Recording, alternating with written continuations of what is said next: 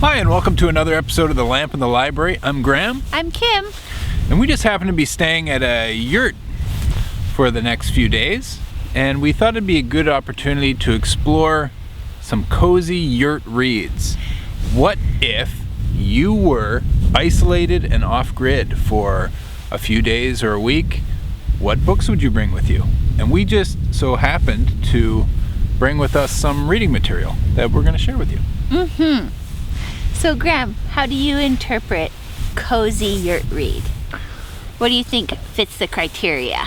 I think a cozy yurt read is something that is more meditative in nature. Mm-hmm. So because you have the time to reflect. And as well, it's maybe something that you can take a deep dive into that's really dense. You know, when you don't have the distractions around you, you can really devote yourself fully to a book and take a deep dive into something that's, maybe more complex and deep. Mm-hmm. How about you? Yeah, very similar. No wonder we get along. I was thinking that you want something that you need space and time to sit with, as you said, something more meditative, or something even that's a lot longer because you have the time and the space to devote to it. So yeah, what's your first cozy yurt read suggestion? So one of the books I brought with me as a cozy yurt read is The Complete Haiku of Basho, the famous medieval Japanese haiku master. I think this is a perfect book to bring when you're going off grid, just because it's more meditative in nature and really has to do with celebrating nature, and it gives you a chance to reflect, take in the wisdom of these very short poems. I think it's perfect, and maybe encourage you to write some of your own. Yeah, exactly. Yeah.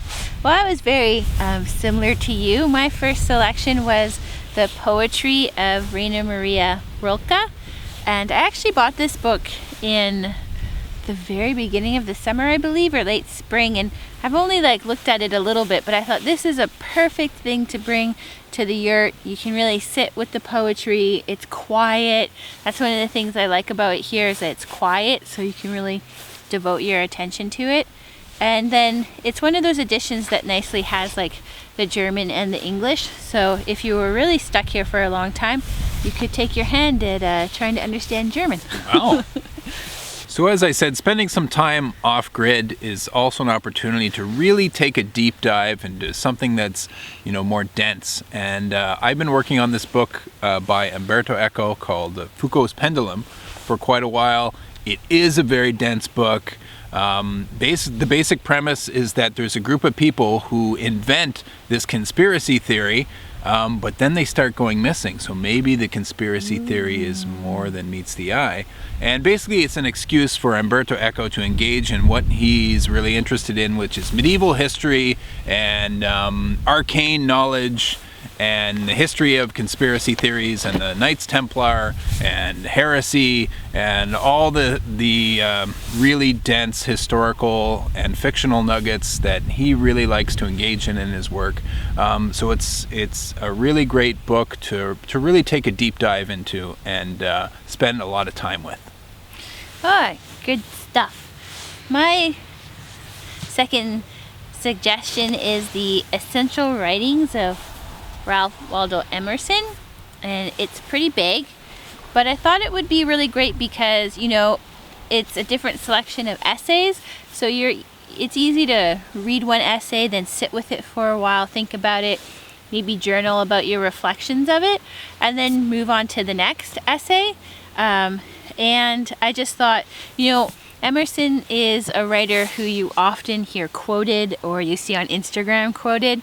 But I thought it would be a wonderful opportunity to really get more engaged with the full body of his work.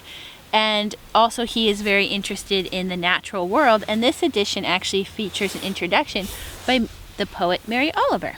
Fantastic. Yeah. So those are our cozy yurt reads. If you were going to spend some time off grid, for a few days or a couple weeks, what works would you bring with you? What would you consider to be cozy off-grid reads or cozy yurt reads? Let us know. Comments below. And if you like this video, please give it a thumbs up and consider subscribing by hitting the subscribe button below and hit the bell notification so you know when we have a new episode. Keep well. And keep reading.